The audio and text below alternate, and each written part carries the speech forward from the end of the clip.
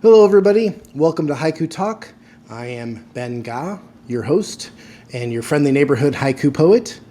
And today we're going to take a look at another one-line haiku from the latest issue of the Heron's Nest, which comes to us from Srinivas S.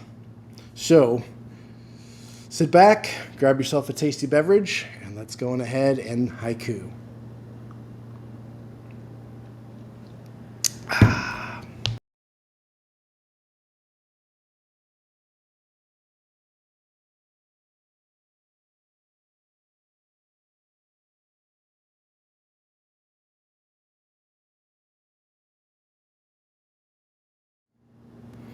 Welcome back, everybody. We do have another one-liner today, and this one-liner appeals to me on a number of levels, one of which I will say as a craftsman. If you don't know about me, and I am a big drafter when I'm writing my haiku. I go through a lot of drafts, a lot of tweaks, a lot of rearranging to try to get things to come out sounding right, to be balanced, to just fit nicely together. And this poem, to me, which is just 5 words long, has the feel of being a fine craftsmanship to me. And that really, like I said, it really appeals to me when I can see that and feel that. And I don't know if this was, one of those poems that just came to Srinivas right off the top, or, like as a gift, or if this was worked on and reworked and reworked and reworked.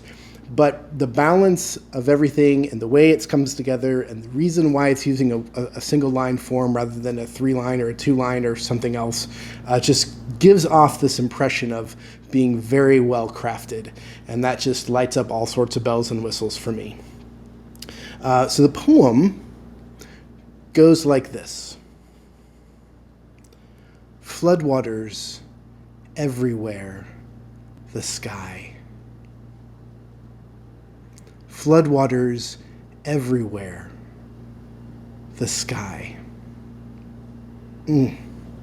So well done. Again, 5 words. So great. And it's kind of structured as a middle pivot. Not just kind of. It is structured as a middle pivot, where we have the word in the middle, everywhere, which speaks to the first image, which comes for the first 2 words, which is floodwaters, and it speaks to the last 2 words, which is the sky. So you have floodwaters everywhere, but then you also have everywhere the sky. And what's nice about this is that it has to be written in this way. It has to flow in this way from the first image to the pivot to the second image for the whole thing to work, the whole thing to snap together, the whole experience to be realized. And I just love this. So let's break it down, kind of how it works a little bit. And as this is a one-line haiku, I will break it up into sort of the image, the pivot, and then the second image. So the first image that we have here is called floodwaters. Those first 2 words, floodwaters. And that immediately brings up visceral images for me. Now floods are a global phenomenon.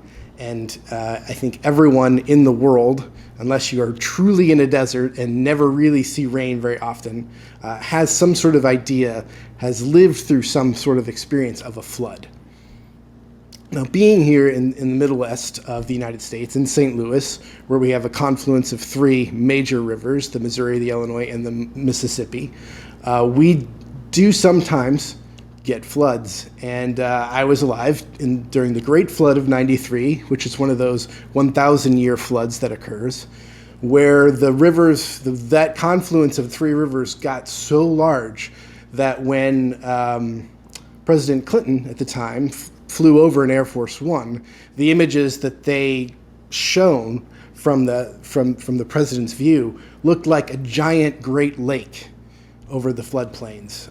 It was just amazing. I remember my dad took me down, my little brother and I, down to the flood wall to kind of show us how things worked and how things looked at the flood wall. And it was just really, really, really something. I'll never forget that. And so I have this visceral memory of the flood of 93.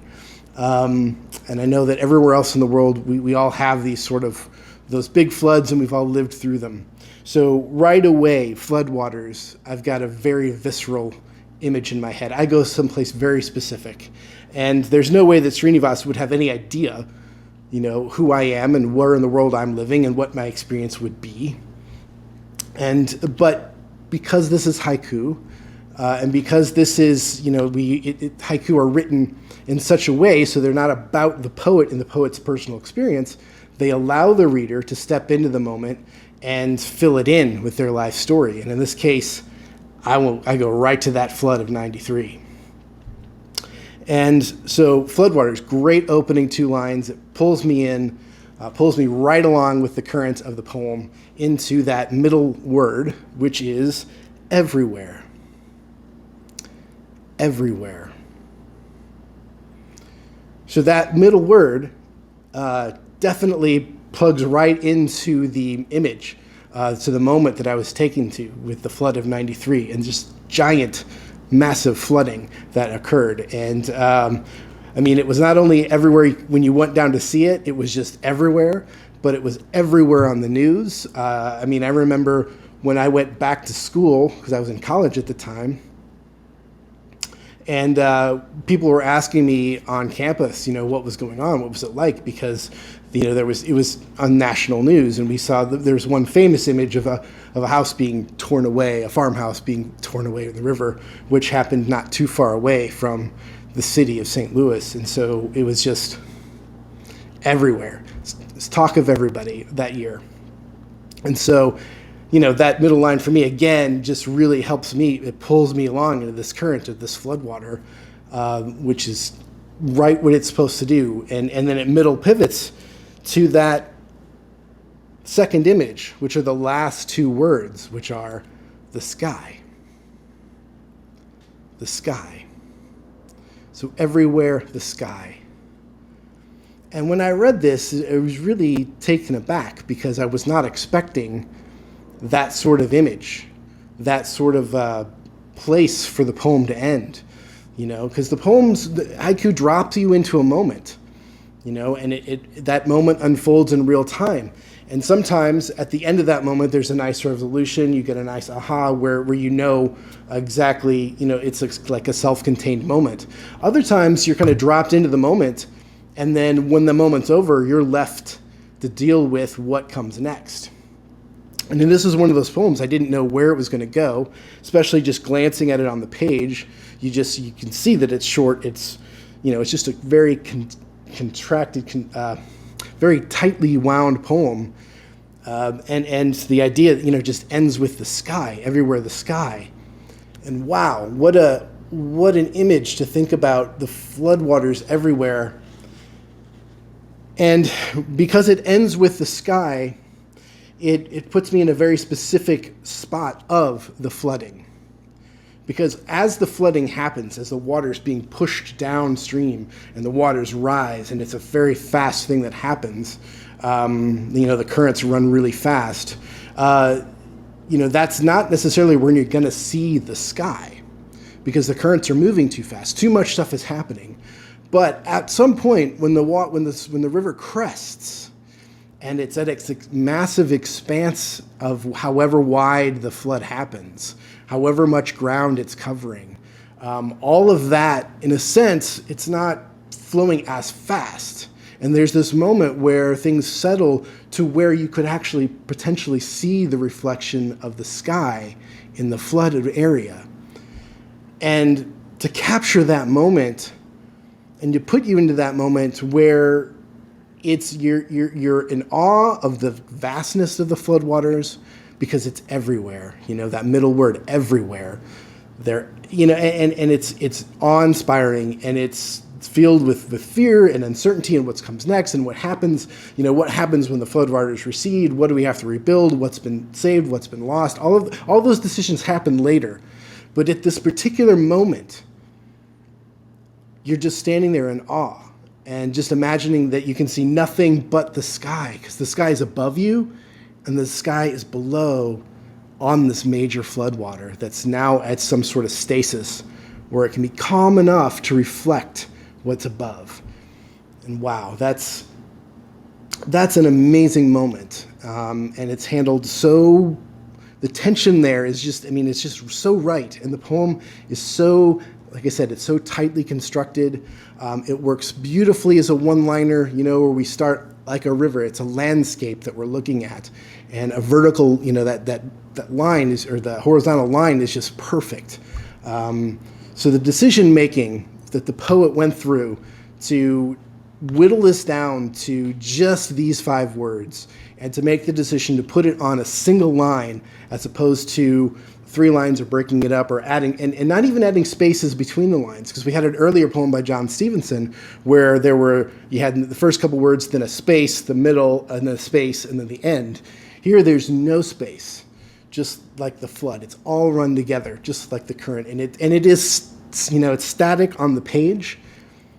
So even though the words, they run across like a river, they leave you with this one moment of this static moment, just like you encounter them on the page. And so it's just, this piece just works on a lot of different levels, not only by its conveying the moment really well, but also just the idea of how it was put together. I can just see how much care and construction went into this one to make it just where it is. And sometimes you don't see it. It's not like I really see I'm looking at a canvas and I see the brush strokes or I see things that have been erased. I don't see any of that. I mean, it's all of the hard work that went into it is completely off the page. But as somebody that writes haiku, that spends a lot of time editing, that spends a lot of time trying to get things right, this one to me, I feel the weight of the work that goes in to be able to create a poem like this. And even if it came out, as a gift, fully formed, you still have to write a lot of haiku to get to a point where something like this can come out fully formed. And if you do write in this, or you're beginning writing, it's a process. It's a journey. It's a marathon. It's not a sprint. Don't ever expect to get quick results. It's going to take a while to understand how to craft things, how to put things together, how to get down to the essential words, but still have enough meat on the bones to kind of allow the image to unfold. This is one that, as one of my buddies, poet Brian Rickert, would say, he's got haiku envy, and I have haiku envy of a poem like this, because it's like, wow, I would have loved to have written this. So thank you, Srinivas. Thank you, Heron S, for another wonderful issue. Please do check it out. It's a wonderful journal. 4 times a year it comes out. This is the latest one, number 2, June of 2022. And that wraps it up for today. So thank you all for tuning in. It's nice to be with you again. Please like this episode if you do like it. Please comment below if you have some thoughts and feelings about the poem yourself. Where did it take you? Did it move you in any sort of certain way? And subscribe to the channel if you feel inclined. It does help with the algorithms to help this pop up in search engines and so on. And that's it. So until next time, enjoy some beverages and stay safe, everybody.